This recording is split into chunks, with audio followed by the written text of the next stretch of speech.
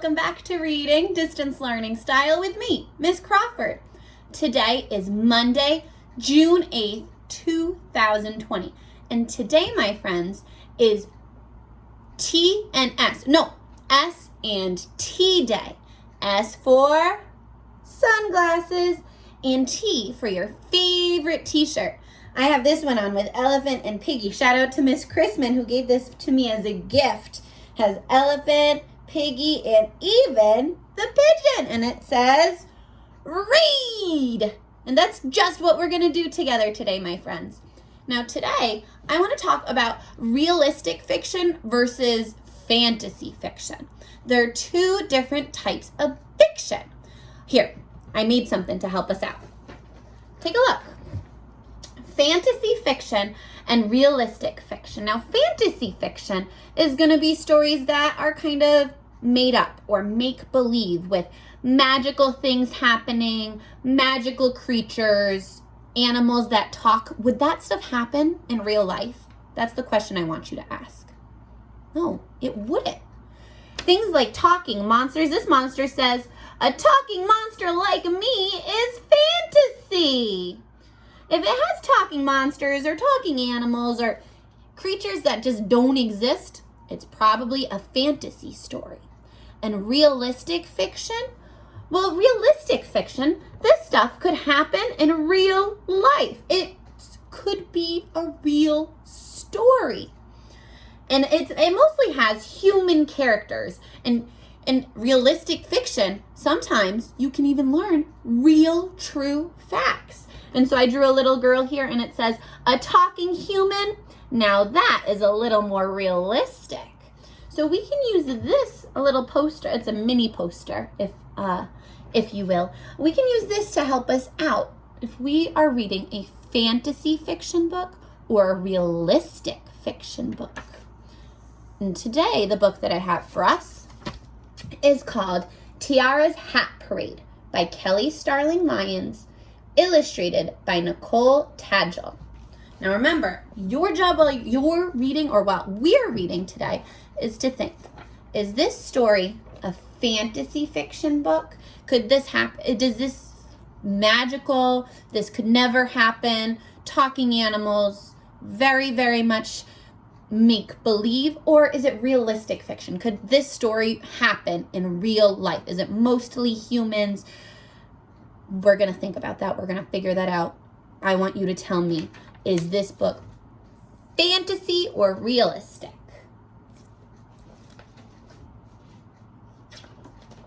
Tiara's Hat Parade by Kelly Starling Lyons, illustrated by Nicole Tadgell. Some people say I have a knack for storytelling. Well, my mama has a gift for making hats. Ladies came from all over to get a Tracy Rose millinery creation. I was her helper, the best hat model around. So let's think about who these characters are. Do you think you would meet characters like this in real life? Are they human? Are they make-believe? You're thinking about that in your head. Hold your head high, Tiara, Mama would say as she slid her sunny day special on my head. Tangerine with gold feathers fanning out. I felt like a bird showing off its color. Now strut. That's right, baby. Show them how it's done. I would sashay around her studio. And the ladies would clap and shout, go on, girl. Their laughter jingled like silver charms. Have you ever strutted around and shown off your favorite outfit? Maybe your favorite hat? Maybe you showed something off? Maybe it sounds like this is something that might happen in real life. What do you think? Yeah, we'll see. Maybe we'll keep on going. I think it sounds like something that could happen in real life, but you never know. You don't know what could happen. That's why you got to pay attention. But when that new store opened with hats that cost way less than Mama's, the stream of ladies slowed to a drip. I waited in the living room window with a smile ready to dazzle. Day after day, nobody came at all.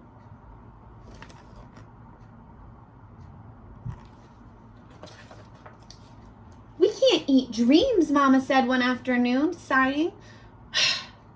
That store can afford to sell hats cheaper than I can.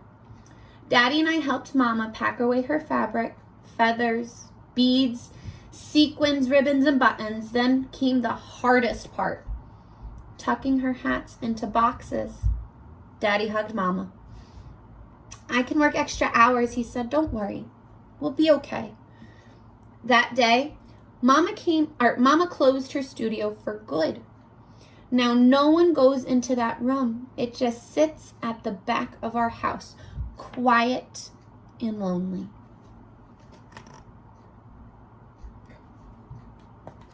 Now quick question, why did they close the store? Why did Tracy, Tiara's mom, why did they close the hat shop?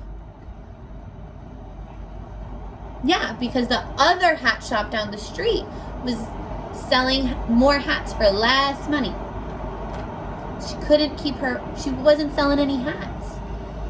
When my school had a job opening, Mama went back to what she did before, teaching art. Can we make a new hat after school? I asked one morning. You have homework, she said. I have work to do. But you're always too busy. Let's talk about something else, she said, her voice sharp as a hat pin. Then it was hushed as a feather. Something happy.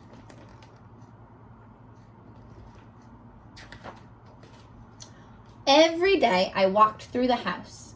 I passed her studio. Every day as I walked through the house, I passed her studio. One Saturday when she was out and Daddy wasn't looking, I gently opened the door. It groaned softly like someone slowly waking up from a nap, and I was in. I saw Mama's hat stands, silent as soldiers standing guard. I reached for a hat box and trembled as I raised the lid. Inside was Mama's purple pride. I slid it on and felt a smile rise up in my heart. Oh, I can tell that hat is super sparkly and beautiful purple. I would feel special too wearing a fancy hat like that. What about you? Yeah. I jumped when I lifted the brim and saw her standing in the doorway. Mom caught her. This was something special, she whispered. Can it be again? I asked. Not now, sweetie, Mama said. Just put that hat away and come on out. I told you to stay out of there. I held back tears, but did as Mama said, tucking the purple pride back into its bed. She put her arm around my shoulder. Then she locked the door behind us. But the next day at recess, I thought about Mama's... Oh, sorry, here's the picture. But next day at recess, I thought about Mama's hats. I pictured them as we drove home. At dinner time, I slipped in a silent prayer after grace. Amen. And please help Mama make hats again.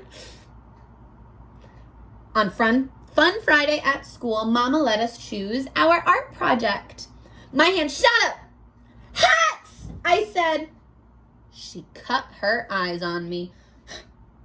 When you look, you give them that look. You know that look. You've seen that look before. Please, Mrs. Rose, everyone sang. Her frown turned into a smile. Okay, hats it is. We made hats with tall crowns and big brims, plain ones and fancy ones. Mama swept across the room like a magician, helping us add decorations with waves of her hand. My friend Maddie put on her hat and frowned. It's just not right, she said, huffing. Mama cocked the hat to the side and held up a mirror. How about now, she asked.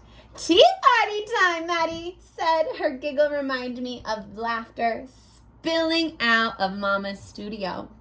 I sat up straight and smiled. I knew just what to do, or I knew what to do. Do you see Maddie here? Rocking that hat cocked to the side. I told Daddy my plan. That's a real good idea, baby girl, he said, smiling. We checked with the principal. Daddy got the addresses. Let's make a prediction right there. What is Tiara and her daddy? What are they hatching? What plan are they going to come up with? You make your prediction and I will listen. I will listen to it. Ooh, that's an awfully good prediction. Let's see if that comes true or if it's what happens. And I got busy. Come to the hat parade at Height Elementary. I wrote in big colorful letters. Bring your favorite Tracy Rose hat and a story.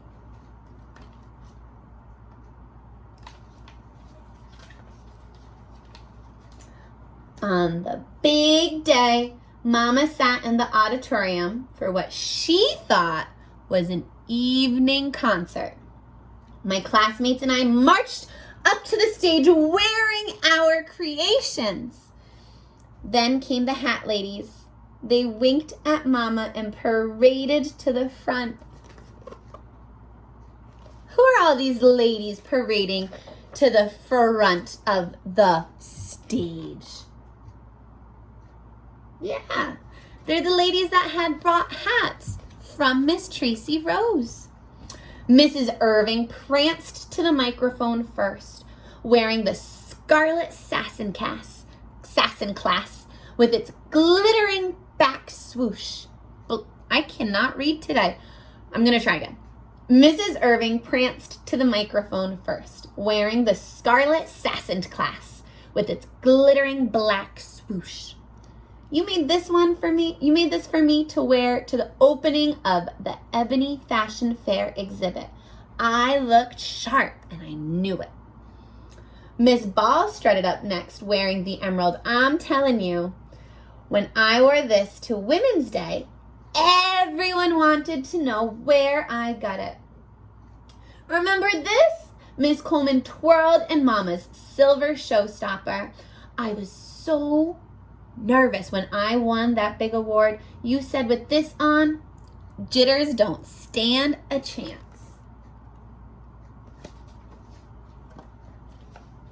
One after another, they shared stories.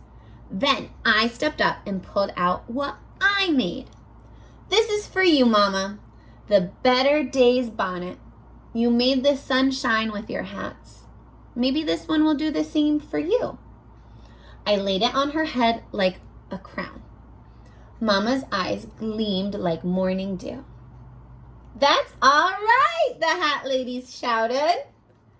Do you see the hat Tiara made for her mama? To Mommy. By the time we left, Mama had a few orders. I could already picture us back in her studio. Funny thing was, I didn't just see me modeling hats anymore. I saw me making them too. Mama touched her hat and smiled. You got me good, she said, her laughter like jingling charms. I think you're right, Tiara. Better days are coming.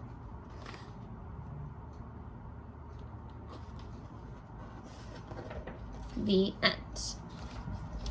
Now, the back of this was actually really, really interesting. And it is a note from the author that tells you a little bit more about the history of milling or hat making, millinery shops or hat shops. And I learned that hat shops and hats in general are super important in African American culture. They're super popular in wearing hats in churches and at fancy dinners and fancy parties. And when you dress up, hats are super important, especially down south.